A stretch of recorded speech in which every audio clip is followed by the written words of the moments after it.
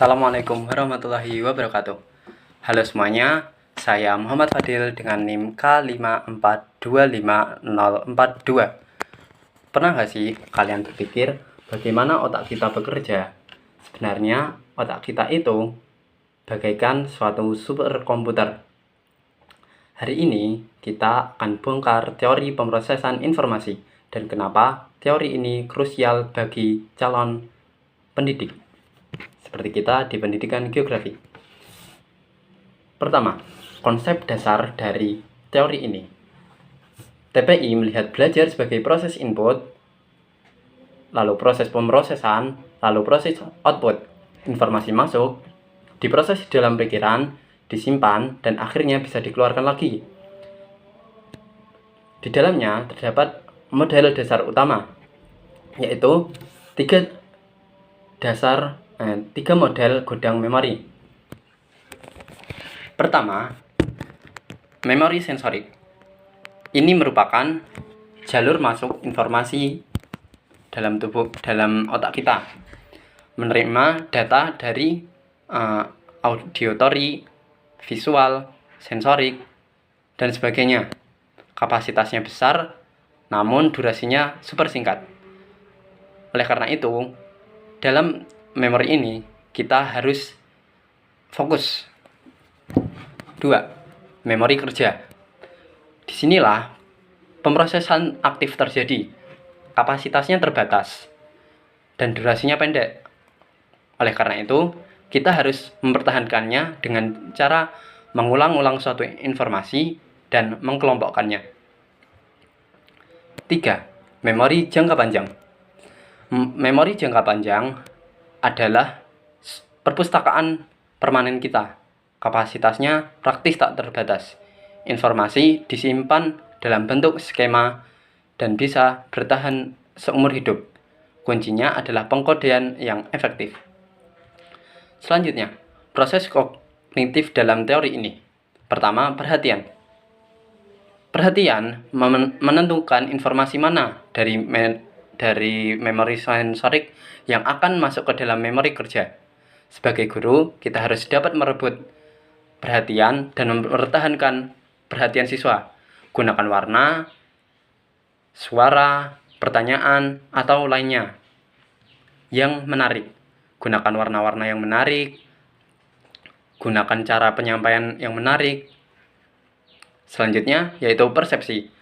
Pada tahap ini, memori kerja kita akan menginterpretasi makna dari stimulus yang kita dapatkan. Tahapan ini dipengaruhi oleh pengalaman dan pengetahuan sebelumnya. Jangan menganggap semua siswa melihat hal yang sama dengan pemahaman yang sama. Selanjutnya, yaitu tahap pengkodean. Proses ini memindahkan data dari memori kerja ke memori jangka panjang.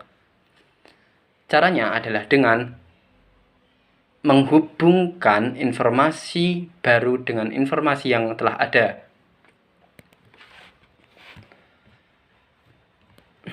Cara penerapan dalam pembelajaran di geografi khususnya.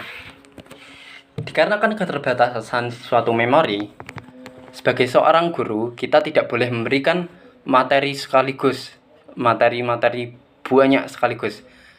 Kita akan membagikannya dalam bab-bab maupun subbab. Selanjutnya, desain stimulus yang jelas. Karena memori sensorik butuh perhatian, gunakan visual yang relevan. Jika menampilkan peta, fokuskan perhatian siswa pada legenda atau area kunci yang sedang dibahas. Meminimalisir hal-hal yang tidak diperlukan. Dorong elaborasi dan organisasi atau pengkodean. Ini bagaimana seorang siswa dapat menciptakan jalur memori jangka panjang. Kita memberikan tugas kepada siswa untuk membuat analogi, membandingkan, atau membuat peta konsep, mind mapping.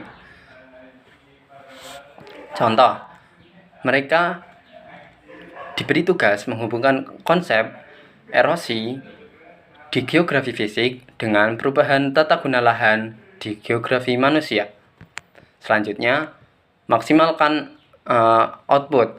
Belajar bukan cuma memasukkan, tapi juga mengeluarkan melalui latihan soal, kuis, diskusi, atau presentasi adalah proses pengeluaran itu. Ini mengeluarkan memori jangka panjang kita. Ulangi dan aplikasikan informasi yang pernah kita terima. Oleh karena itu, sebagai seorang guru, kita harus memiliki penyampaian stimulasi yang baik, seperti PPT yang menarik, dan kita sebagai guru akan memberikan tugas mind mapping. Dulu kita pernah membahas ini, mari kita hubungkan dengan materi yang sebelumnya, konsep-konsep geografi misalnya aglomerasi dan sebagainya. Kesimpulannya adalah guru adalah manajer informasi. Kita harus dapat memfasilitasi pembelajaran dari sensorik sampai ke jangka panjang seorang siswa. Bagaimana saya bisa membuat ini mudah diproses dan bermakna. Begitu. Sekian dari saya. Wassalamualaikum warahmatullahi wabarakatuh.